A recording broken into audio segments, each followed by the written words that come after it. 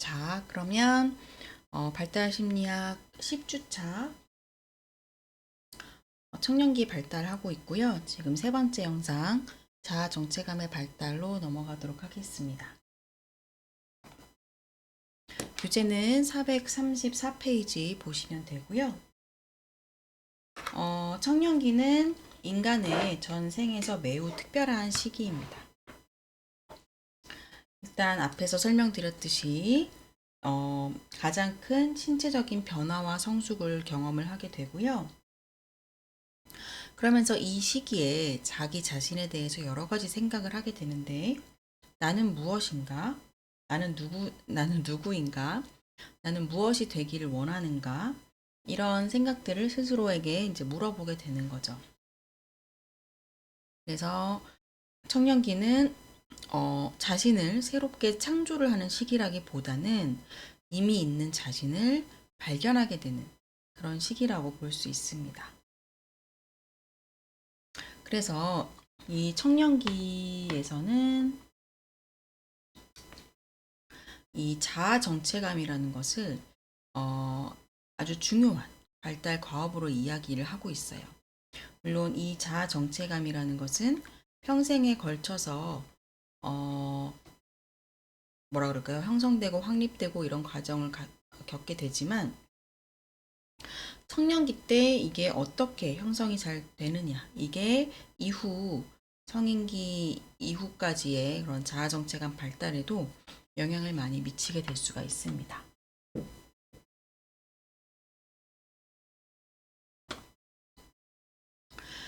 어, 에릭슨의 심리사회적 발달 단계는 우리가 이 수업 초반에 이미 말씀을 드렸습니다.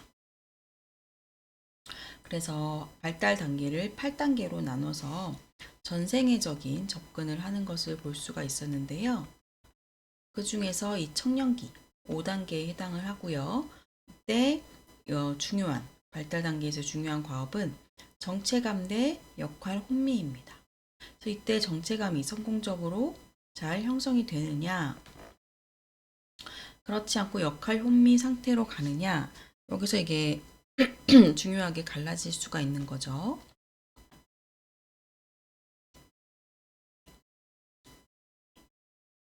그래서 요 시기에 많은 사람들이 이런 질문들을 한다고 아까 말씀을 드렸어요.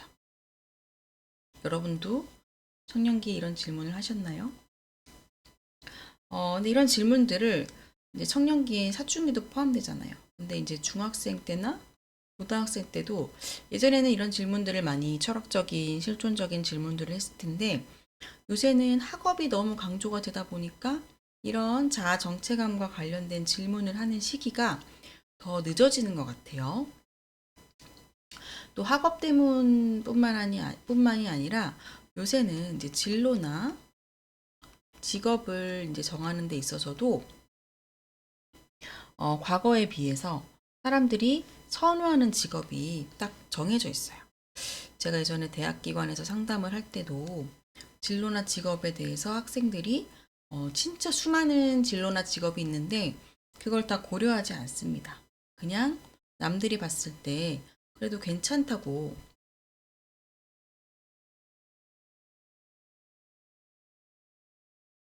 보이는, 뭐 아이들이 이제 요새는 또 공무원의 인기가 떨어졌지만 한참 동안은 뭐 다 공무원 준비를 한다거나 뭐 고시를 준비한다거나, 또 요새는 로스쿨 준비한 사람도 많고 대학원 아니면 뭐 대기업 이런 식으로 어 다양하게 생각을 하는 것이 아니라 남들이 봤을 때 괜찮아 보이고 안정적인 그런 직업을 꿈꾸는 경우들이 많다 보니까 나는 누구인가 이런 생각을 깊이 있게 하지 않게 되는 것 같아요. 이 자아정체감이라는 것은 여러 가지 함축적인 의미를 갖고 있는데, 이 안에 이 확고한 자아정체감을 갖고 있는 분들은 이 세 가지 요소를 계속해서 경험을 할 수 있게 된다고 합니다. 첫 번째는 개별성이에요. 개별성. 개별성은 가치나 동기, 관심을 타인과 공유를 했더라도 나는 타인과 다르다 라는 인식이 개별성입니다. 총체성이라는 것은 나의 욕구, 나의 태도, 동기, 행동 양식 등이 전체적으로 좀 통합적으로 인식이 되는 걸 의미를 하고요. 계속성이라는 것은 이 자아 정체감이 물론 서서히 변할 수는 있지만 매일같이 막 들쑥날쑥 변하면 너무 혼란스럽잖아요. 그래서 시간이 경과하더라도 나라는 사람은 동일한 사람이구나 이런 인식을 갖는 게 계속성을 경험한다 이렇게 표현을 하게 됩니다. 그래서 확고한 자아 정체감을 가진 사람들은 이 세 가지를 경험을 할 수 있게 되고요. 그래서 우리가 이제 정체감을 형성하는 게 중요한데 이 정체감이 형성이라는 것은 하루아침에 되는 건 아니에요.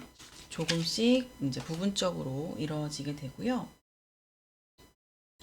어, 청년 초기보다는 사춘기 때보다는 청년 후기 요 시기에 더 중요한 문제로 대두될 수가 있습니다. 그 이유로는 이제 청년 후기 때 이게 더 중요한 이유는 신체적인 성적인 성숙이 어느 정도 되고 정서적인 안정이나 추상적인 사고나 이런 것들이 가능한 시기이기 때문이고요. 그럼 넘어갈게요.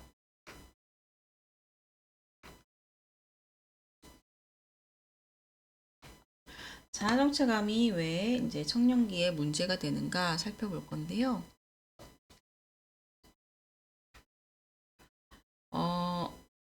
교재 436쪽을 보시면 됩니다. 안정된 정체감이 형성이 되기 위해서 이런 것들이 필요하다고 말씀을 앞에서 드렸고, 그리고 또 나 스스로 나의 정체감을 형성해야 되기 때문에 부모와 또래의 영향권에서 어느 정도는 벗어나야 됩니다. 근데 이제 정체감 형성을 안정적으로 잘 못하게 되면 정체감 혼미라는 그런 상태에 가게 될 수가 있어요. 이것은 이제 이 정체감 발달이라는 정체감의 위기 발달을 해야 되는 발달가업으로 정체감 형성을 해야 되는 이 정체감 위기를 성공적으로 해결하지 못한 청년의 경우 정체감 혼미 상태가 될 수 있고요. 그래서 이 정체감 혼미인 학생들의 특징을 우리가 알고 있는 것은 가출 소년이나 자퇴를 한 이런 학교 밖 청소년이죠. 이런 대상들을 이해하는데 어느 정도 도움을 받을 수가 있습니다.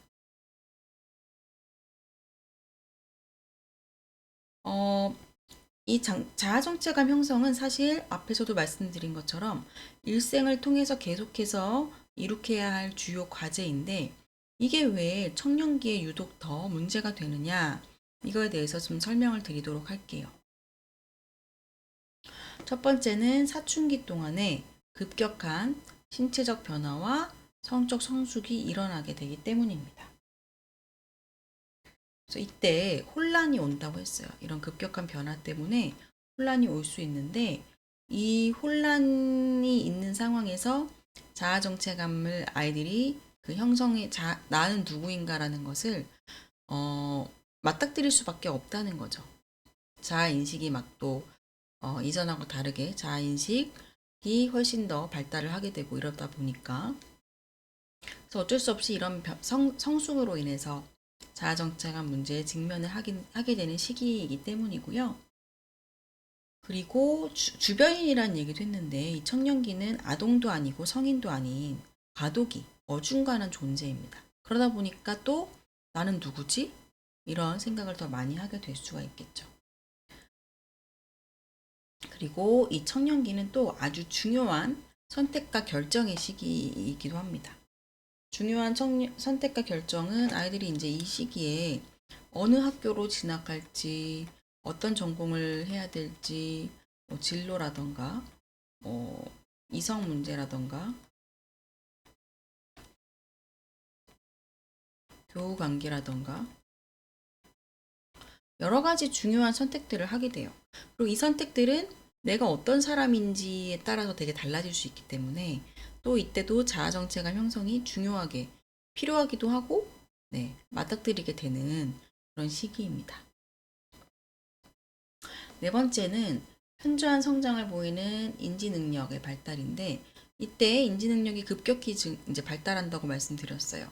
그러다 보니까 나는 누구인지에 대해서 추상적이고 이상적인 사고도 가능하고 이런 특징들로 인해서 이 자아정체감이 형성될 수 있는 기반이 마련된 그런 시기라고 생각을 하시면 될 것 같아요. 자, 이제 뒤로 넘어가도록 하겠습니다. 보시면 이제 또 중요한 네, 마르시아의 자아정체감 분류가, 범주가 나와 있습니다.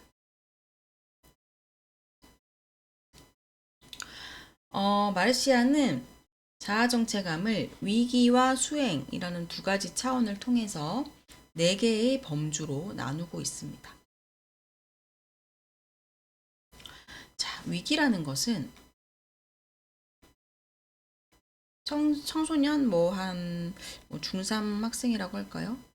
그 전까지는 별다른 생각을 하지 않고 그냥 뭐 학교 갔다가 학원 갔다가 애들이랑 놀기도 하고 그냥 나는 누구인가 이런 생각을 잘 안 하고 지내다가 이제 고등학교를 가야 되는 그런 시기가 되면서 나는 앞으로 고등학교에 가서 어떤 공부를 좀 더 관심 있게 할까? 이런 생각도 하게 되고 어떤 특성화 고등학교를 가야 되나? 이런 고민을 하면서 나는 어떤 사람이지? 이런 생각을 처음 하게 되는 시기를 맞닥뜨립니다. 내가 누구지? 나는 뭐를 좋아하지? 나는 뭘 중요하다고 생각하지? 이런 어떤 기존에 어떤 생각하지 않았던 것들을 처음 하게 되는 이거를 위기라고 표현을 하는 거예요. 나의 가치관에 대해서 재평가를 하게 되는 이제 기간인데 어떤 아이들의 경우에는 이런 위기를 맞게 되는 경우도 있지만 어떤 경우에는 이런 위기를 별로 맞게 되지 않는 경우도 많아요. 그러니까 나라는 사람에 대해서 별로 고민을 해보지 않게 되면 위기를 겪지 않은 거라고 보게 되는 거죠. 그러면 이 위기를 겪은 사람은 예에 해당하고 이 위기를 겪지 않고 그냥 지나가는 사람은 아니오에 해당을 합니다. 자, 그럼 여기 수행이 있어요. 수행이 있는데 이 수행은 뭐냐? 나라는 사람에 대해서 이제 위기를 겪으면서 어떤 생각을 하면서 어떤 결론을 어느 정도 내렸을 텐데 그거에 이제 부합하는 계획이나 가치, 신념 등에 대해서 스스로가 능동적으로 의사결정을 하게 되는 걸 수행이라고 합니다. 그러면 수행을 한 사람도 있고 수행을 안 한 사람도 있겠죠. 그러면 이거에 따라서 네 가지로 나누게 되는데 위기를 겪었는데 잘 수행을 했을 때는 정체감 성취라고 분류를 해요. 이때는 위기가 잘 해결이 된 상태고요. 위기는 겪었는데 뭔가 수행이 다 완료되지가 않았어요. 그럴 때는 정체감 유예라고 합니다. 이거는 아직 위기가 현재 진행을 하고 있는 중이고요. 자, 이제 위기를 겪지 않은 경우에요. 자, 위기를 겪지 않았는데 수행은 했다? 이게 뭔 말이에요? 그러니까 자기에 대해서 깊이 있게 고민은 하지 않고 뭔가 결정을 내려버린 상태. 그것은 정체감 유실이라고 표현을 합니다. 위기 경험은 없는데 결정은 뭔가 내린 거예요.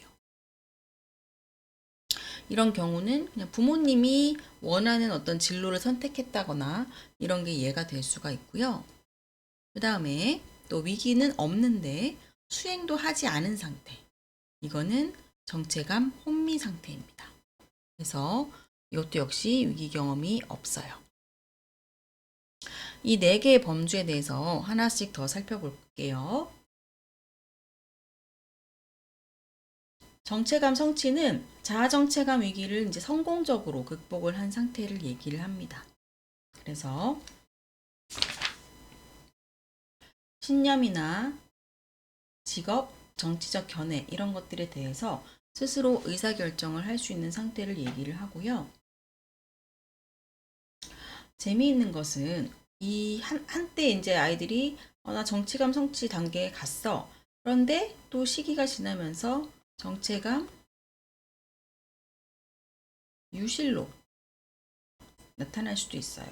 그래서 이 얘기는 뭐냐면, 이거 상담하면서 많이 나타나는 그 상황이긴 합니다. 아이들이 이제 충분히 위기를 겪고, 그러니까 나에 대해서 고민을 하고, 뭔가 진로를 정했어.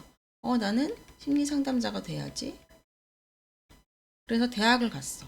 그래서 상담 전공하는 대학을 갔는데, 대학을 가서 공부를 하다 보니까 잘 맞는 학생들은 계속해서 정체감 성취 방향으로 이제 생각하면 되는데, 뭐야, 난 나랑 되게 잘 맞는다고 생각해서 선택을 한 건데, 막상 와서 뭔가 해보니 또 나랑 안 맞는 부분이 있네? 그것은 위기 경험이 아예 없다고 볼 수는 없지만, 좀 섣불리 결정된, 그러니까 위기 경험이 충분하지 않았던 거죠. 그래서 그럴 때는 또 다시 이게 유실로 분류가 될 수도 있습니다. 그래서 이걸 보면, 정체감이라는 것은 한 번 정해지면 끝이 아니라 일생을 거쳐서 성숙 단계로 나아가는 거구나, 이렇게 보시면 될 것 같아요. 자, 그 다음 이제 두 번째 범주는 정체감 유예입니다. 뭔가 나 자신에 대해서 고민을 하고 있어요. 대학생들의 경우에도 이 유예 상태인 경우가 많은데, 뭔가 진로를 계속 고민을 하는데 결정을 못하는 그런 아이들이 많습니다. 학생들이 많아요. 현재 정체감 위기 상태고요. 다양한 역할, 신념, 행동 등을 실험은 하고 있지만 아직 결정을 내리지 못하는 단계입니다.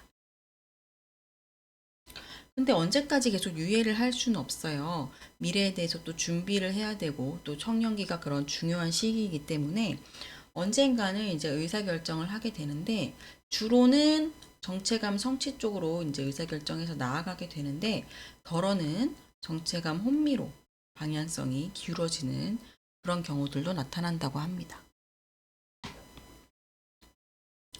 자, 다음 세 번째 범주는 어디냐? 정체감 유실이에요.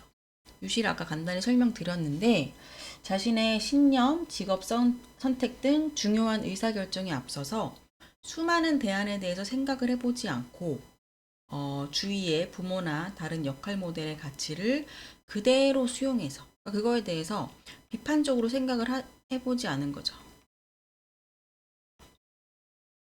제가 예전에 이제 상담을 했던 내담자가 좀 우울하기도 하고, 또 충동적인 행동들, 이런 것들 때문에 이제 심리적으로 어려움을 겪어서 제가 상담을 했었는데, 이 내담자의 성격을 쉽게 말씀드리면 MBTI로 ENFP였어요. MBTI가 모든 걸 설명하지 않지만 딱 이렇게 ENFP 하면 딱 감이 좀 오시잖아요.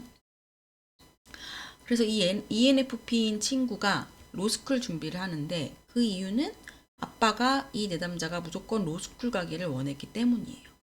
그래서 아빠 핸드폰에 이 내담자는 이제 딸 누구 이렇게 저장되어 있는 게 아니라, 뭐 예를 들어 성씨가 김씨다 그러면 김변 이렇게 아빠가 이름을 저장해 놨어요.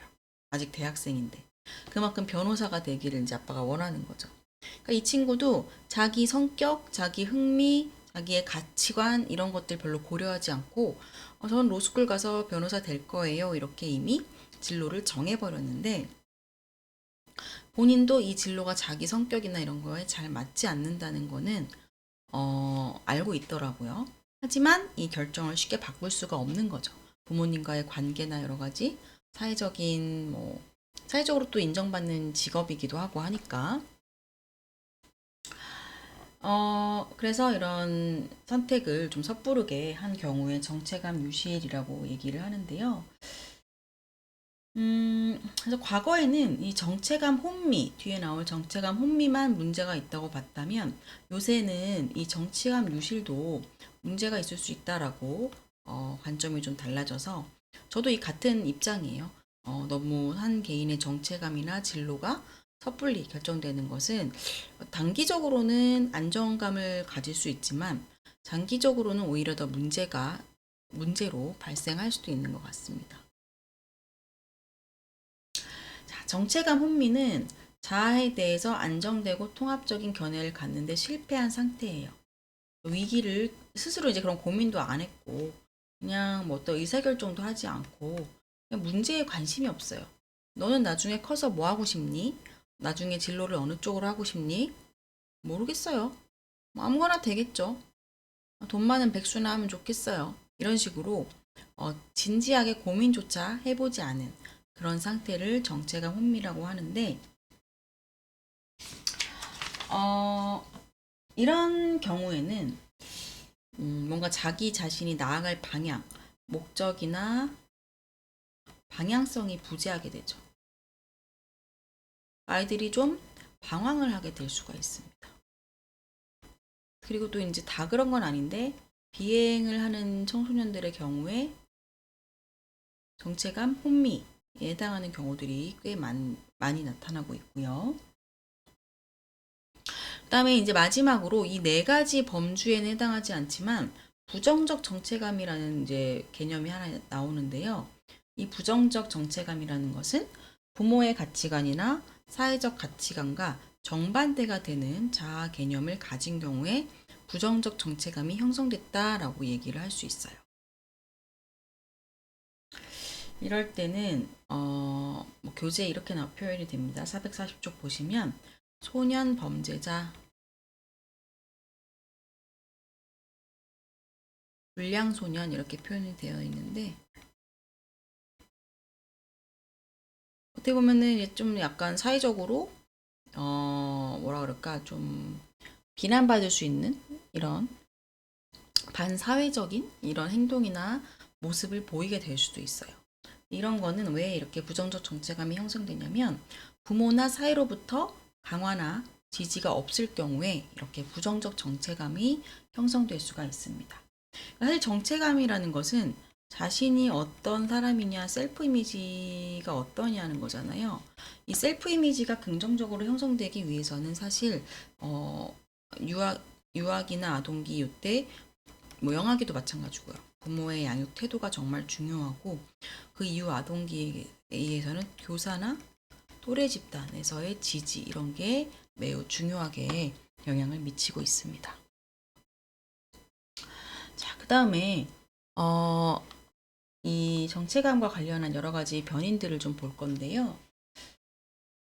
정체감이 성취나 정체감 유예 이렇게 있는 상태는 이 아이들을 이제 연구를 해봤을 때 자아 존중감이 높고 추상적이고 비판적인 사고가 가능합니다.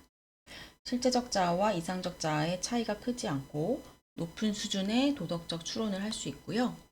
그다음에 이제 성취자의 경우에는 이런 특성을 보이고요. 부모와 친밀한 관계를 유지하고 동시에 자신의 의견을 자유롭게 이야기할 수 있는 그런 그 가족의 환경이 구성되어 있는 경우가 많다고 합니다. 이제 정체감이 유실되거나 정체감이 혼미. 이거는 어떤 상태예요? 위기를 겪지 않은 상태예요. 이럴 때는 청년기 적응 문제가 나타날 수가 있습니다. 특히 이제 정체감 유실자의 특성은 독단적이고 융통성이 없고 아량을 찾아볼 수 없다. 그리고 뭔가 유실된 상태는 내가 충분히 이렇게 나 자신에 대해서 고민을 하지 않고 좀 섣부르게 결정한 상태에서는 누가 뭔가 다른 의견을 얘기할 때 그거에 대해서 되게 불편감을 느낄 수가 있어요. 그게 뭔가 내가 충분히 이제 고민을 하고 결정을 했을 때는 그거에 대해서 내가 그냥 설명하고 이렇게 하면 되는데, 그게 아니라 의견 차이를 위협처럼 받아들이게 될 수도 있고요. 그다음에 이제 혼미자의 경우에는 가장 미숙한 수준이라고 볼 수 있는데, 모든 걸 그냥 운명에 맡기고 내 인생 뭐 될 대로 되겠지, 어떻게 되든 상관없어, 이런 태도로 타인이 하는 것을 그냥 그저 따라하게 되는 그런 특징을 보입니다. 그래서 유실자는 부모와 친밀하지만 떨어지는 걸 두려워하게 되고요. 혼미자는 부모와 관계가 별로 좋지 않고 대화도 많이 부족한 그런 양상을 보이고 있습니다. 자, 이제 자아정체감 발달에서의 형차를 보고 이제 수업을 마무리할 건데요.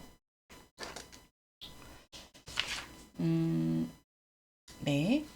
청년기 남성과 청년기 여성으로 나눠서 살펴보도록 할 거예요.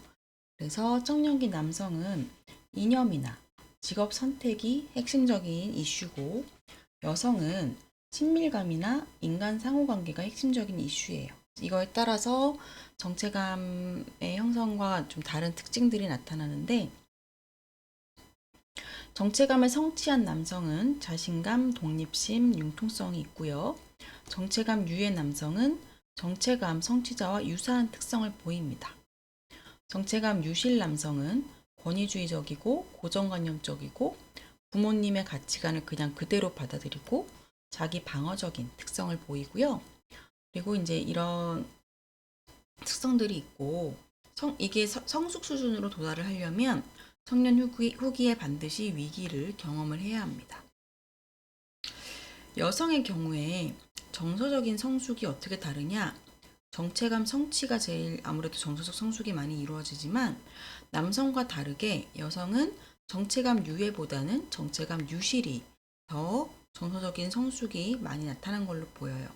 여성의 경우에는 이 정체감 유실이 뭔가 타인의 입장을 고려하고 배려하고 이런 것과 관련돼서 나타나다 보니까 이런 결과가 보여지는 것 같고요. 유실이라는 것은 위기를 겪지 않은 상태잖아요. 그래서 여성은 반드시 위기를 경험할 필요가 없는 것으로 보인다. 이렇게 연구가 되어 있지만 이거는 이제 앞으로 연구나 변화에 따라서 좀 달라질 수도 있는 얘기라고 생각을 합니다.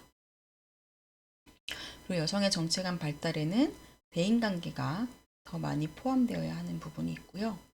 남성의 정체감 형성보다 여성이 더 복잡한 그런 특성을 보여요. 왜냐하면 여성이 더 많은 영역, 더 많은 역할들에서 남성보다 더 여러 가지 분야에서 정체감을 확립해야 되기 때문입니다. 자, 그러면 정체감 형성까지 말씀드렸고 다음 영상에서는 청년기의 사회적 관계 그리고 심리적 부정과 청소년 비행 이것도 되게 중요한 부분들이죠. 이 부분에 대해서 강의를 하도록 하겠습니다. 수고하셨습니다.